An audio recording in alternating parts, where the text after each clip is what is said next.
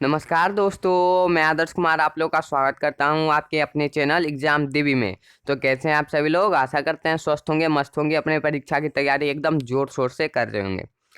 आज है फ्रेंड्स 2 जून 2024 और 2 जून 2024 से रिलेटेबल जितने भी गाइस महत्वपूर्ण प्रश्न, महत्वपूर्ण करंट अफेयर्स बन सकते थे, वो सभी करंट अफेयर्स आज मैं आप लोग के लिए इस वाले वीडियो में लेके आया हूं। तो आप लोग वीडियो को एंड तक जोर से देखिएगा। वीडियो अच्छा लगे तो वीडियो को लाइक जोर से कर दीजिएगा। चैनल पे नए आए हैं तो चैनल को सब्सक्राइब करके बेल आइकन को ऑल पे जोर से सेट कर लीजिएगा। हम आप लोग के लिए डेली करंट अफेयर्स वीडियो उपलब्ध करवाते हैं। तो अगर आप लोग को डेली करंट अफेयर्स का वीडियो देखना है एकदम सुबह सुबह न्यूज़पेपर की तरह, तो आप लोग को सब्सक्राइब करके बेल आइकन ऑल पे सेट करना होगा, ताकि हम जैसे वीडियो अपलोड करें ना, उसकी नोटिफिकेशन सबसे पहले आपके पास पहुंच जाए। बाकी अब हम आते हैं प्रश्न संख्या 1 पे। ज़्यादा वीडियो को शेयर भी कर दीजिएगा। देखिए प्रश्न संख्या 1 क्या कह रहा है।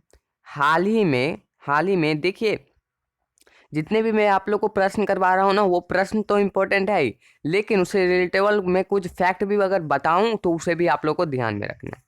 जैसे हाल ही में विश्व दुग्ध दिवस कब मनाया गया है? तो प्रश्न संख्या 1 का सही उत्तर ऑप्शन नंबर सी हो जाएगा, 1 जून को। कब मनाया गया है? 1 जून को, यानी कि ठीक कल। अब आते हैं प्रश्न संख्या 2 पे। हाल ही में भारत और किस देश ने आतंकवाद से निपटने के लिए संयुक्त कार्य समिति की 6ठी बैठक की है? आतंकवाद से निपटने के लिए किस देश ने? तो प्रश्न संख्या 2 का सही उत्तर ऑप्शन नंबर सी हो जाएगा, जापान ने। किस देश ने? जापान ने। जापान की बात आ रही है तो जापान की कैपिटल क्या है? टोक्यो। जापान की करेंसी क्या है? येन।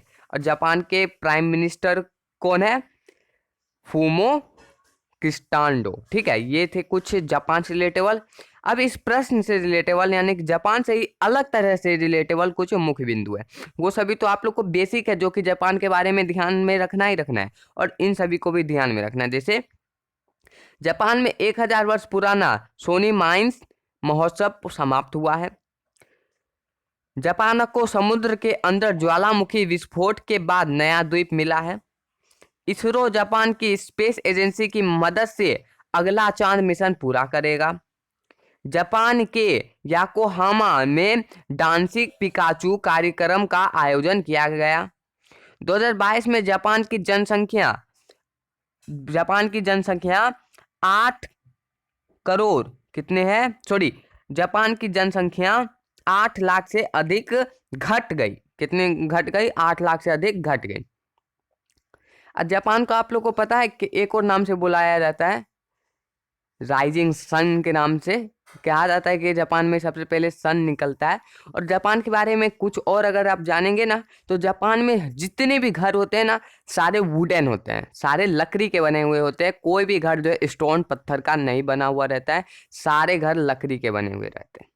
ठीक है, अब बढ़ते हैं अगले प्रश्न संख्या 3 पे। हाल ही में खान मंत्रालय ने ग्रेनाइट और संगमरमर खनन पर कार्यशाला का आयोजन कहाँ किया है? तो प्रश्न संख्या 3 का सही उत्तर ऑप्शन नंबर बी हो जाएगा, बेंगलुरु में किया है। कहाँ किया है? बेंगलुरु में। बढ़ते हैं अगले प्रश्न संख्या 4 पे।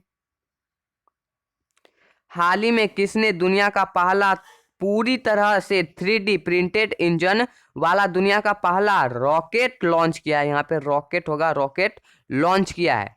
तो प्रश्न संख्या 4 का सही उत्तर ऑप्शन नंबर बी हो जाएगा, अग्निकुल। कौन क्या हो जाएगा? अग्निकुल। बढ़ते हैं अगले प्रश्न संख्या 5 पे। प्रश्न संख्या 5 देखिए क्या है। हाल ही में किस राज्य के उच्च न्यायालय ने अपनी महिला कर्मचारियों के लिए मासिक धर्म अवकाश नीति शुरू की है? तो प्रश्न संख्या 5 का सही उत्तर ऑप्शन सी हो जाएगा, सिक्किम। कौन सा राज्य? सिक्किम। अब सिक्किम की बात रही है तो सिक्किम की कैपिटल क्या है? गंगटोक। सिक्किम के मुख्यमंत्री कौन है? प्रेम सिंह तमांग। और सिक्किम के गवर्नर कौन है? लक्ष्मण आचार्य। ये थे सिक्किम से रिलेटेबल, जो कि आप लोग को ध्यान में रखना ही रखना है। अब यहाँ से इस प्रश्न के रिलेटिव कुछ मुख्य बिंदु है, वो देखिए। जैसे भारत सेना और बीआरओ ने सिक्किम में बेली ब्रिज पूरा किया। नेक्स्ट है 209वीं भानु जयंती सिक्किम में मनाई गई। शिकायत निवारण सूचांक में सिक्किम शीर्ष पर रहा है। और देखिए भूमचू उत्सव सिक्किम में संपन्न हुआ है। सिक्किम के मुख्यमंत्री ने मेरो रुख मेरो संतति नामक पहल शुरू की है। ये थे सिक्किम से रिलेटेबल कुछ मुख्य बिंदु। अब बढ़ते हैं अगले प्रश्न, प्रश्न संख्या 6 पे। हाल ही में इस्पात उद्योग को बढ़ावा देने के लिए अंतर्राष्ट्रीय सम्मेलन कहाँ शुरू हुआ है? तो प्रश्न संख्या 6 का सही उत्तर ऑप्शन सी हो जाएगा, रांची में। कहाँ शुरू हुआ है? रांची में। बढ़ते हैं अगले प्रश्न, प्रश्न संख्या 7 पे। हाल ही में किस देश के वैज्ञानिकों ने दुनिया का पहला लकड़ी का उपग्रह तैयार किया है? तो लकड़ी का उपग्रह किस देश ने तैयार किया है? प्रश्न संख्या 7 का सही उत्तर ऑप्शन नंबर ए हो जाएगा, जापान ने। किस देश ने? जापान ने। जैसा कि मैंने आप लोग को बताया, जापान में सारे घर जो है लकड़ी के ही बने हुए रहते हैं। और जापान के अगर आप लोग देखेंगे, इनके सी कहीं पे धुआं आप लोग को देखने को मिलेगा किसी भी घर में। बाकी आप लोग को जापान के किसी भी घर में स्मोक देखने को नहीं मिलता है। बढ़ते हैं अगले प्रश्न, प्रश्न संख्या 8 पे। हाल ही में भारत का पहला शहरी रोपवे अगस्त 2024 में बनकर तैयार हो जाएगा। प्रश्न संख्या 8 का सही उत्तर ऑप्शन नंबर सी है, वाराणसी में। कहाँ पे बनकर तैयार हो जाएगा? वाराणसी में। बढ़ते हैं अगले प्रश्न, प्रश्न संख्या 9 पे। हाल ही में हुरून इंडिया आर्ट लिस्ट 2024 में कौन शीर्ष पर रहा है? तो हुरून इंडिया आर्ट लिस्ट 2024 में शीर्ष पर रहा है। सही उत्तर ऑप्शन बी हो जाएगा, अनीश कपूर। कौन शीर्ष पे रहा है? अनीश कपूर। बढ़ते हैं अगले प्रश्न, प्रश्न संख्या 10 पे। हाल ही में हर्ष कुमार जैन किस देश में भारत के नए राजदूत नियुक्त हुए हैं? प्रश्न संख्या 10 का सही उत्तर ऑप्शन नंबर ए हो जाएगा, फिलीपींस के। कहाँ के? फिलीपींस के। अब प्रश्न संख्या 10 से रिलेटेबल कुछ मुख्य बिंदु है। जैसे राकेश रंजन को कर्मचारी चयन आयोग का अध्यक्ष नियुक्त किया गया। प्रदीप कुमार त्रिपाठी को लोकपाल का सचिव नियुक्त किया गया है। पी संतोष को NARCL का MD एंड CEO नियुक्त किया गया है। संजीव जैन विप्रो के नए CEO बने हैं। इदा सिसा नोगरांग मेघालय की पहली महिला पुलिस महानिदेशक नियुक्त हुई है। और N चंद्रशेखर को टाटा इलेक्ट्रॉनिक्स का अध्यक्ष नियुक्त किया गया है। ये थे कुछ मुख्य पॉइंट। अब बढ़ते हैं अगले प्रश्न, प्रश्न संख्या 11 पे। हाल ही में कहाँ राम सीता मैरिज हॉल को डेस्टिनेशन वेडिंग हब के रूप में विकसित किया जाएगा? तो प्रश्न संख्या 11 का सही उत्तर ऑप्शन नंबर ए हो जाएगा, नेपाल में। कहाँ पे? नेपाल में। देखिए प्रश्न संख्या, बढ़ते हैं अगले प्रश्न, प्रश्न संख्या 12 पे। देखिए प्रश्न संख्या 12 क्या है? हाल ही में किसे विश्व पशु स्वास्थ्य संगठन के महानिदेशक के रूप में चुना गया है? प्रश्न संख्या 12 का सही उत्तर ऑप्शन नंबर बी हो जाएगा, इमैनुएल सोबेरन को। किसे? इमैनुएल सोबेरन को। बढ़ते हैं अगले प्रश्न, प्रश्न संख्या 13 पे। हाल ही में कौन मुथुन पुपाचन ग्रुप के ब्रांड एम्बेसडर बने हैं? प्रश्न संख्या 13 का सही उत्तर ऑप्शन नंबर सी हो जाएगा, शाहरुख खान। कौन बने हैं? शाहरुख खान। अब इस प्रश्न से रिलेटेड कुछ मुख्य बिंदु है। जैसे स्लाइस ने नयनतारा को अपना ब्रांड एम्बेसडर बनाया है। स्पीड पेट्रोल के लिए बीपीसीएल ने नीरज चोपड़ा को ब्रांड एम्बेसडर बनाया है। मलाई सुपर कम कैटरीना कैफ को अपना ब्रांड एम्बेसडर बनाया है।